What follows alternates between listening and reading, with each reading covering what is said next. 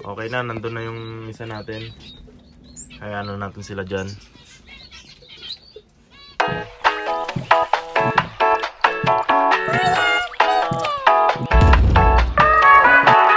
Hello sa inyo mga kaibon, welcome ulit sa ating munting channel.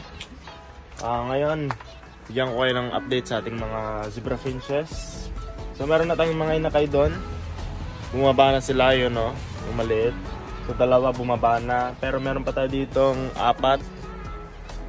Medyo maliit pa sila. Tapos dito dalawang gray. Tapos yung iba dyan mga itlog na. So ito, papisa ito siguro this week. Tapos meron tayong ano dito, papares ngayon. Yan siya. Ano siya? Grizzled pied. So yung pied, common yan sa atin sa Pilipinas. Pero dito sa New Zealand,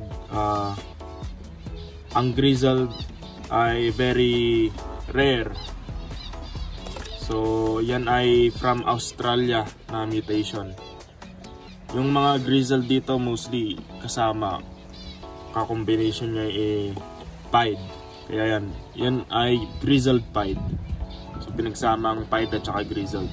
Yung grizzled parang pied din, pero yung grizzled batik-batik siya. Kung titignan nyo yung ulo nila, merong mga small white spot hanggang sa pakpak. Tapos kung titignan nyo yung breast ng male, very dark siya.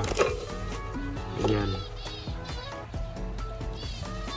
Kung sa pied, yung gitna ng breast nila ng males, puti lang, di ba?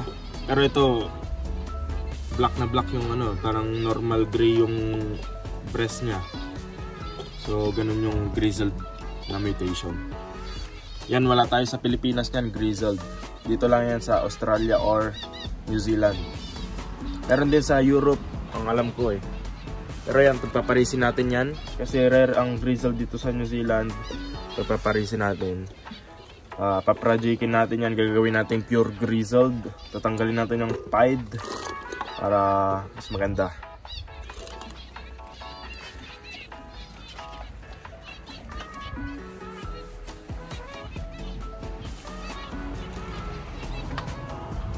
So dito natin nilalagay yung grizzled natin.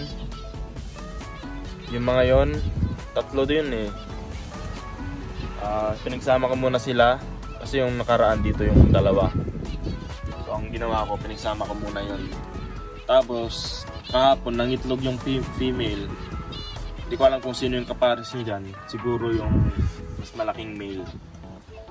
Yun, patabi niya. So meron silang dalawang itlog ngayon. Tingnan natin.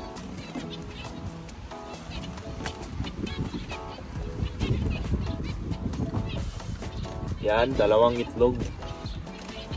Tsaka malalaki yung itlog nila compared sa iba nating pair. So maganda yan. Ito naman yung cream natin. Merong dalawang inakay. Bumaba na. Ayun. Tapos yung yun yung brown na baby, yung fawn natin dyan. Nakita ko marunong na kumain. So siguro after 3 days lilipat ko na sila. Sama natin doon sa mga fledglings natin. Yan, mga inakay.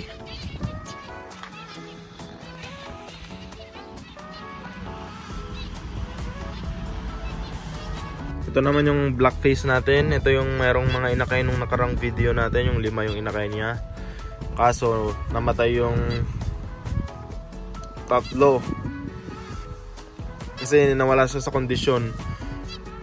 Hindi niya pinapakain yung mga anak niya. Kasi ito yung masipag magpakain eh. Yung asawa niya hindi yata nagpapakain. So siya lang nagpapakain. Napagod siguro.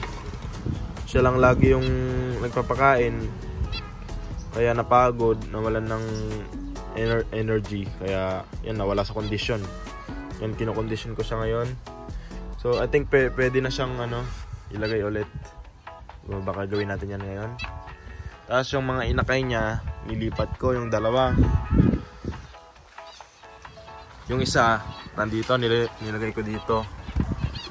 Tapos yung isa pa, nandun sa aviary natin, sa may mga ano doon. So, pakita ko yung anak niya.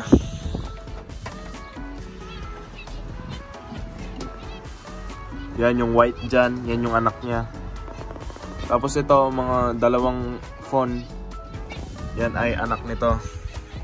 Itong dalawa dito, yan, anak nila yun. Ito silver kasi ito eh. Ewan ko kung may anak sila dito. Bali, 4 yung nandito.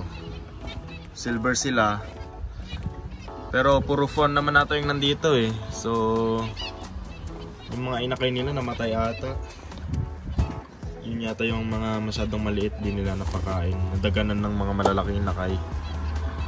Kaya yun namatay. Pero ito meron tayong mga normal grade dito na inakay. So dalawa din dyan. Tapos itong mga to, yun nga itlog pa lang. Yan. Yan itlog. Ito yata infertile yata yung mga yan eh. Tapos may itlog din dyan. Ito malapit ng papisa. Tapos yun nga, dalawa. Yun tayo sa likod. Tignan muna natin to. Yun, 3 yung itlog nito. Ito kaya. Ito wala. Ito naman.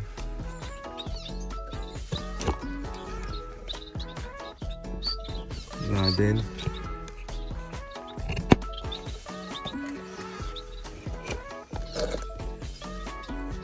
Wala rin. Dito yung pares niya, yung black face natin. Obviously wala kasi yung kapartner yan. Ito ayaw ko lang. Ito wala din. So ito yung kapares niya. Mag-isa lang niya dyan. Tapos ito yung may 3 itlog. Sa baba. Normal gray. So kunin natin siya. Ilalagay natin siya dun sa pares niya.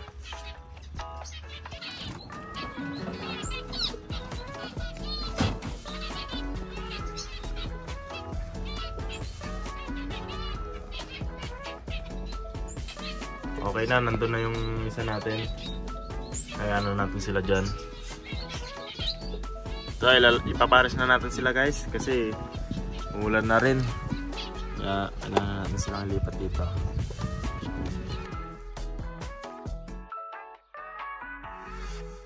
Ito na yung pares natin guys. Grizzled pied na mutation. Sana maging successful ang breeding nila. Napakaganda ng mutation na to guys. Very rare. Kaya sana mapaitlog natin sila. So yun lang mga kaibon. At lalagyan ko pa ng mga patoka yung mga ibon natin. Tapos yung mga Bengalis natin doon or Society Finches, wala na silang tubig kaya lalagyan ko muna. Salamat sa panonood mga kaibon. Subscribe na po kayo kung hindi pa kayo nakasubscribe. Itong channel na to ay about zebra finches. Yan yung mga finches na inalagaan dito sa ibang bansa. So salamat po.